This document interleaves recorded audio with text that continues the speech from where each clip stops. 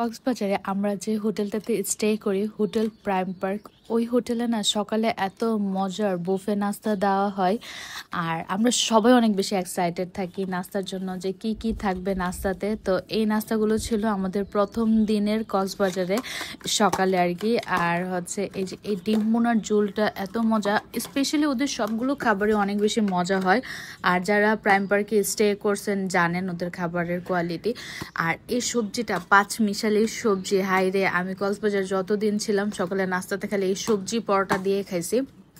তাছাড়া এইখানে আমি জীবনের প্রথম চকলেট সেমাই দেখছি, আমি তো অনেক এক্সাইটেড ছিলাম ট্রাই করব। আর ওদের ডেজার্ট আইটেমগুলো কিন্তু অনেক মজা হয়, আমি সবগুলো একসাথে নিয়ে নিয়েছি যদি শেষ হয়ে যায়, যদিও শেষ হয় না, ওরা বারবার রিফিল করে।